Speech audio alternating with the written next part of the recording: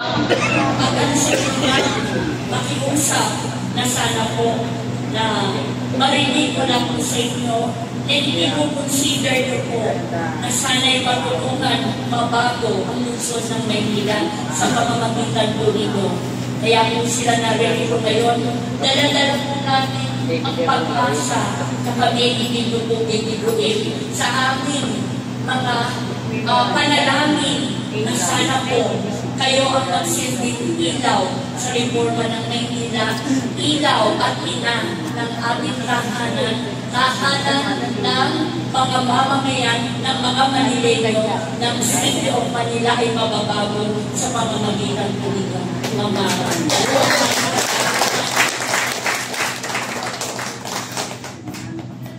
Nakakatuwa ng pakinggan. Ano po? Imagine, nagkatagpo pa kami nila nanay. Sa edad ko mong ito, sana pagtungtong ko po ng 70 na dyan pa rin po kayo. Sa edad ko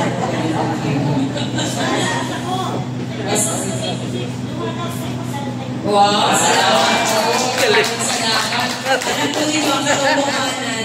Kabaligtaran. Ako po ang lumalakas. Tuwing nakikita ko po ang ating mga senior citizen. Ito pong huli, bumaba po ako sa Baseco para magbigay ng tulong. Pero sabi ko nga, hindi ko na po pinakalat na ako ibababa. Kasi po 800 plus na mga senior citizen po ang aking natulungan sa Baseco. Nung tumating po ako sa Baseco, medyo masama po ang aking pakiramdam kasi nga po inaatake ako ng asid, ng siguro yung talagang by the whole time din po na ako ay nalilipasan ng butong. So, nung nakita ko po ang mga senior citizen po natin na nandoon, nawala po talaga yung nararamdaman ko, nawala po talaga yung pagod ko. Kasi parang nahihiya po ako na ako pa yung may nararamdaman samantalang yung mga kaharap ko ay 70 years old, 80 years old, yung iba pa nga po ay 90 years old. Kayo po ang higit na nagbibigay ng lakas po sa akin na tuwing kasama po kayo at kaharap po, lalo na po mga senior, kayo po ay nag-iibo po aking pakiramdam para lumalakas na po. Talaga nagkatulog po ang superhero na sa mga mundo ay superhero na po ng mga senior citizen. Kaya maraming salamat po sa inyong lahat. Si Chairman Rolly ay magkakaroon ako yun na okay, masasabihin ko sa atin. Kaya nagtatago ako dito sa ano para joke lang po.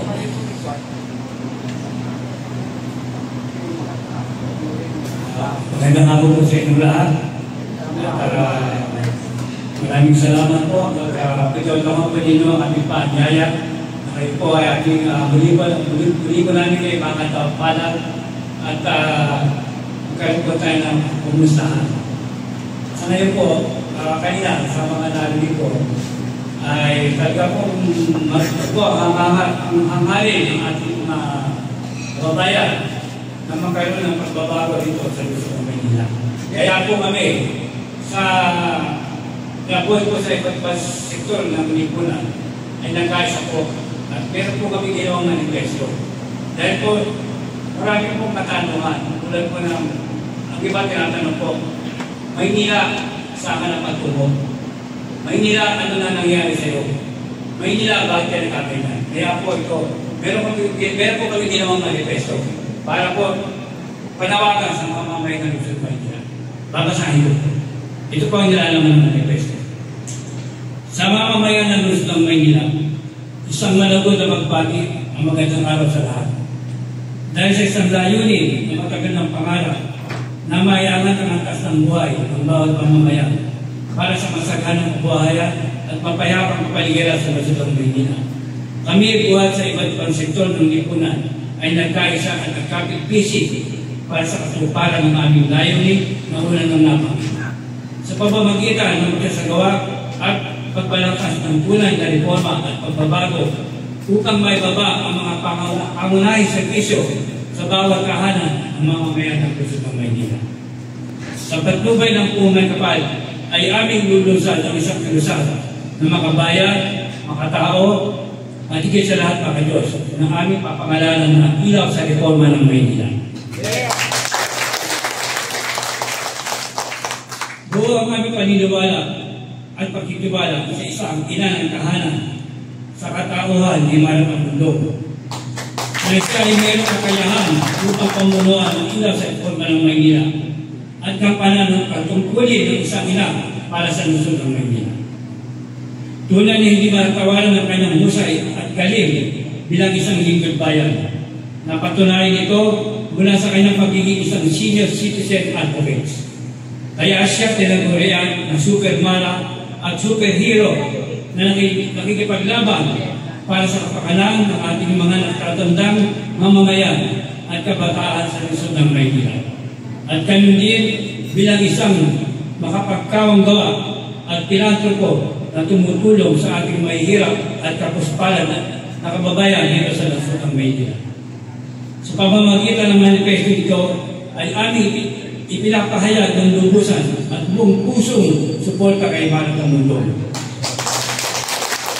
Bilang pagpapatunay ng aming suporta, kami na bumubuo ng samang ito ay lumagda sa manifesto ito ngayon, ika-6 ng Hulyo 2024. Wala po itanong sa ating mga panahon ngayon sa ating mga kasama. Tayo po ay buong pusong susuporta para kay Maramang Mundo. Okay. Maraming salamat po. Magandang hapon sa inyo na. Parang pwede yung tanong ni Chairman Rolly. Chairman, pwede yung tanong nyo eh. Meron daw karugtong yun. Pero maraming salamat po. Maraming salamat. Wala na po ako talagang nais kundi yung kaularan po na masaksihan po natin sa ating panahon. Yung hangarin ko po na sana ito po ay malaman ng ating mga kababayan sa Maynila. Maswerte po tayo sapagkat nabigyan tayo ng pagkakataon na mapakinggan ng bawat isa at malaman po ano po ba ang nasa ating damdamin at puso. Ngayon po na alam natin, isa lang pong aking masasabi. Ano po ang kailangang gampanan ng isang Maramang Mundo ay gagampanan ko po hanggang sa muli ng aking buhay. Gagampanan ko po yan hanggang may nakikita akong mga mahihirap, may nakikita akong corruption sa Maynila, kailangan na po natin talagang ayusin ang lahat. Wala na tayong mapupuntahan. Ang ating tirahan, ang ating tahanan, ang ating lupain ay marahil mawawala pa sa atin kung hindi po tayo makilos. Baka tayo po mismo na taga Maynila ay mawalan na ng sariling lugar. Baka kung mawalan na rin tayo ng kakainin sapagkat bago makarating sa atin, ubus na po sa kanila palang opisina. Kailangan ngayon palang kumilos na po tayo. Kailangan ngayon palang gawin po natin. Hindi lamang po para sa akin, kundi para sa ating lahat! At higit sa lahat, para sa ating pamilya, sa ating mga anak na dapat lamang magkaroon ng magandang kinabukasan. Kung kinakailangan ko pong tumangkad para maabot ko ang lahat ay gagawin ko po.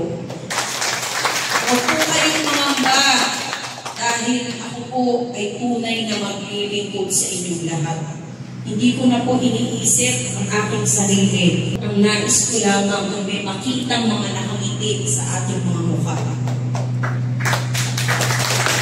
Gusto ko po sana maiyak dahil ang hirap ng buhay po natin. Araw-araw, mayroon pong lumalapit sa akin kung hindi po namatay, nasa ospital, wala pong bigas, wala pong ulam, walang pambayad sa Meralco, walang pambayad sa tubig, walang pang-aral ng mga anak, at higit sa lahat yung mga magulang na walang trabaho. Ang hirap po kapag ang mga magulang ang bumagsak. Mahirap pag tayo po mismo walang pagkakakitaan. Kaya dapat lamang paunlarin po natin ang buhay natin lahat.